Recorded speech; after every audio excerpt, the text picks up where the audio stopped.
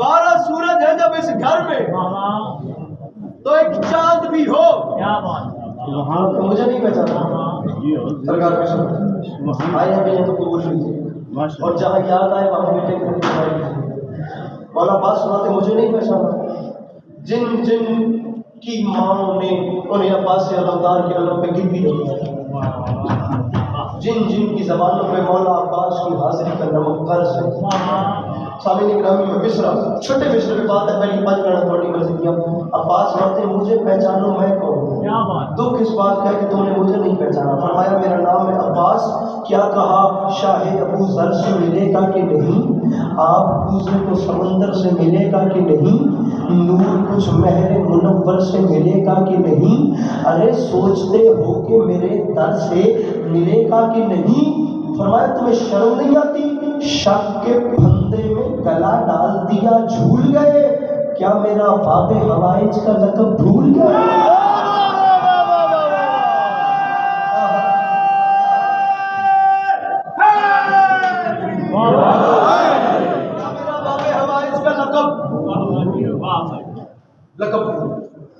टीले से नीचे ख़याम हुसैनी में अब्बास, ख़याम हुसैनी में जाकर मेरे मौला अब्बास ने जंग की इजाज़त मांगी। जंग की इजाज़त मांगने के बाद 19 से ज़्यादा सामीन गिरामी वजूहात मेरे मौला हुसैन ने बयान की। अब्बास इस वजह से भी नहीं जंग, अब्बास इस वजह से भी नहीं, इस वजह से नहीं, इस वजह से मैं 19 की 19 छोड़, मैं बिल्कुल नतीजे पे आ गया। आधे से ज़्यादा पढ़ चुका सामीन गिरामी में मेंबर बिल्कुल छोड़। मौला अब्बास अब ख़याम हुसैनी से बाहर आए और जा रहे हैं मैदान की जानिब। मैदान की जानिब जाते हुए मेरे अल्लाह वाले बादशाह ने एक काम किया। डॉक्टर साहब, मलिक साहब, जिन लोगों को मुझे एतमाद है, हमारे यहाँ क्या रिवाज है, जब भी कोई बड़ा किसी छोटे को बुलाए तो छोटे की जुबान से पहला लफ्ज़ निकलता है जी। जी पहला लफ्ज़ ये क्या निकलता है? जी। जी। बड़ा जब भी बुलाए छोटा सबसे पहले कहता है जी सरकार, जी मोहतरम, जी अंकल जी, जी जाकिर साहब, जी मौलवी साहब। पहला लफ्ज़ मुंह से निकलता है जी। इज्जत हुसैन की कसम अब बताने की जरूरत नहीं। ये 2 शबान पे अंशोनी को मेरे सामने 2.25 लाख का मजमा बैठा हुआ था। कितनी खैरात हुई मुझे नहीं पता। कुल्लड़ खैर मेरा अपना घर है, ये मलिक साहबान के साथ तो मेरे घर वाला प्यार है, जब तक जिंदगी है मैंने इस घर में आते ही रहना है। मौला गवाए डॉक्टर रेहान आजमी साहब की बरसी पे क्या हाल हो गया मैं नहीं जानता, ये बंदे हाथों की इलाज रखना। बड़ा जब भी बुलाए छोटा कहता है जी। अब ख़याम हुसैनी से मौला अब्बास निकले तो हुआ क्या, आसमां तक जो गई शेरे नयस्ता की पुकार, मलकुल मौत ने घबरा के कहा जी सरकार।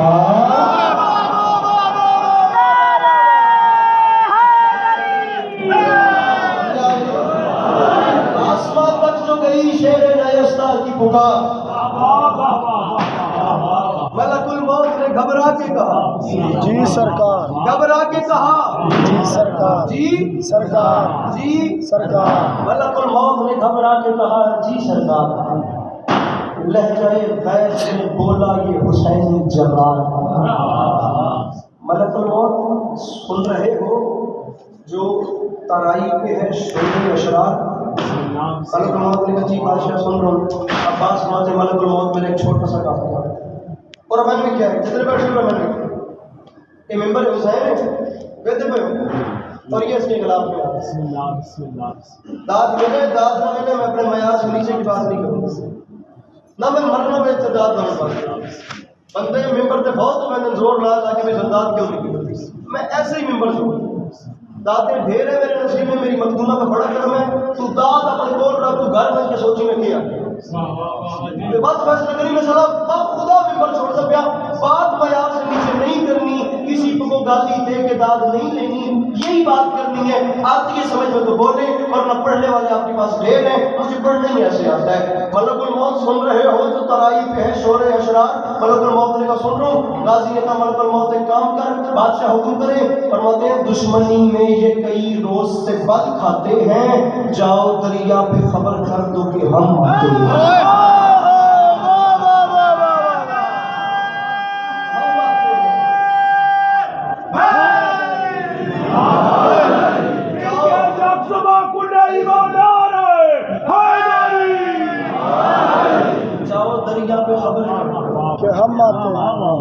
صاحب لا کر دے دو، جاؤ دریا پہ خبر کر دو، آخری بار ہے، جاؤ دریا پہ خبر کر دو کہ ہم جناب عباس رضی اللہ عنہ میدان میں چلے۔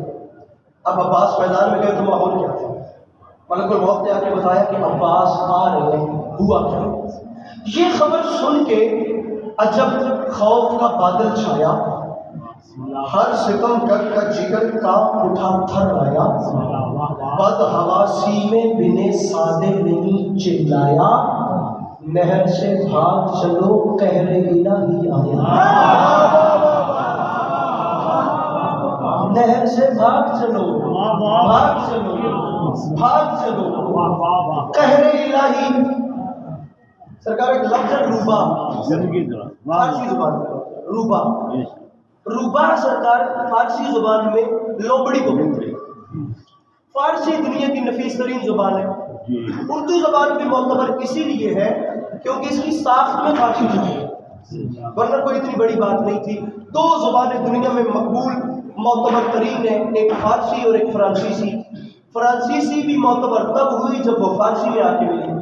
میرے انگریزی ادب پڑھنے والے ہمارے دوست مجھے بتاتے ہیں کہ انگریزی اس وقت معتبر ہوئی جب وہ فرینچ میں ملی، فرینچ اس وقت معتبر ہوئی جب وہ فارسی میں ملی۔ اردو اس لیے اتنی معتبر ہے کہ اس کی جڑ میں فارسی زبان ہے، یہ 80% فارسی زبان ہے اس میں، ہندی اور فارسی کی آمیزش اس زبان میں اتنی زیادہ ہے۔ میں پھر کہہ رہا ہوں، میرے بال کو فرق نہیں پڑتا، میں دانت نہ ملنے، مجھے بات قیمتی کرنی ہے، اس کیمرے میں دیکھنے والے فیصلہ کریں گے یہ میں نے کیا کہا۔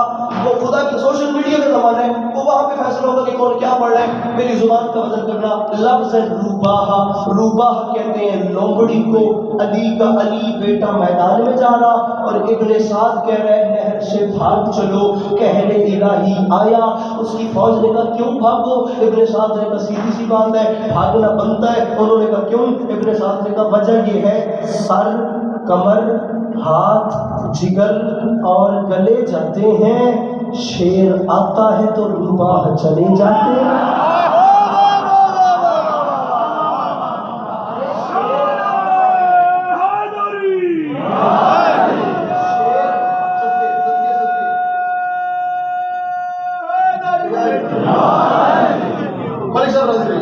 شیر آتا ہے تو روباہ،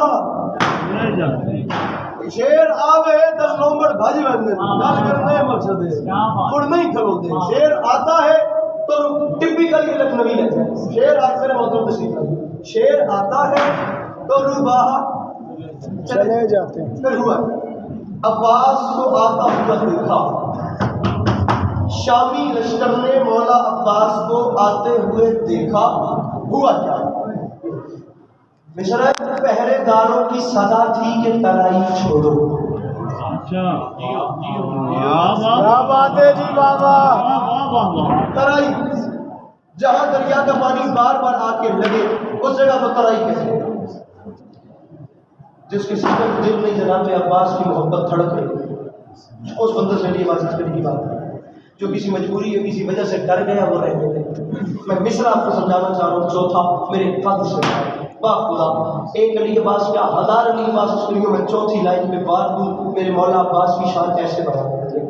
عباس میدان میں آ رہے ہیں، شامی فوج کی حالت کیا ہے؟ پہرے داروں کی صدا تھی کہ ترائی چھوڑو، اپنے بس میں نہیں ہرگز یہ لڑائی چھوڑو، اب یہ فریاد یہ نوحہ یہ دعائی چھوڑو، ارے وقت ہے بھاگ نکلنے کا کلائی چھوڑو، کلائی چھوڑو، غازی آ رہا ہے، وقت ہے بھاگ نکلنے کا کلائی چھوڑو۔ اس کی فوج نے کہا کیوں کلائی چھڑوا رہا ہے؟ ابن سعد نے کہا سیدھی سی بات ہے، سامنے غازی آ رہا ہے، کلائی چھوڑو۔ اس کی وجہ یہ ہے یہ عباس ہے، غیظ میں آ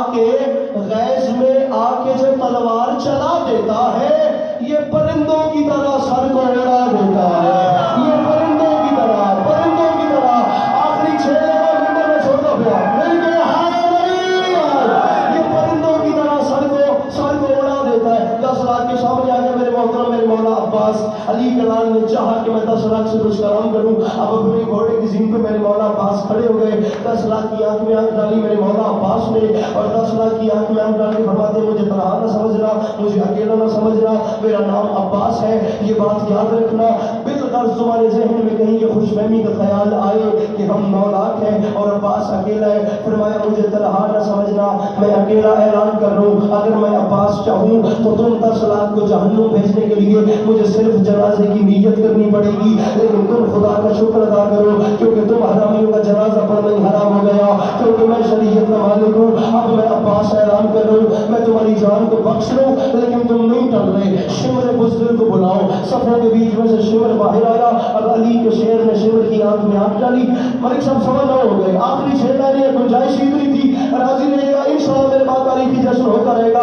میرے مولا عباس نے شمر کی آنکھ میں آنکھ ڈالی اور عباس جلال میں کے فرماتے ہیں شمر بزدل سپاہ جور منگا اور منگا, شمر کافیہ اور منگا, شمر بزدل سپاہ جور منگا اور منگا, دیر کس بات کی فی الفور منگا اور منگا, اپنے انجام پہ کر غور منگا اور منگا. ارے مجھ سے لڑنا ہے تو فوج اور منگا اور منگا, اور مجھ سے لڑنا ہے تو فوج اور منگا اور منگا.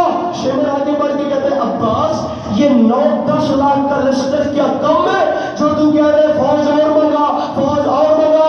عباس فرماتے ہیں مجھے 9-10 لاکھ نہ سنا, میرا نام غازی ہے, یہ بات یاد رکھی, فوج اور اس لیے منگا مجھ سے لڑنا ہے. فرمایا میں اپنے لیے کہہ رہا ہوں, مجھ سے جنگ ہے تو فوج اور منگا.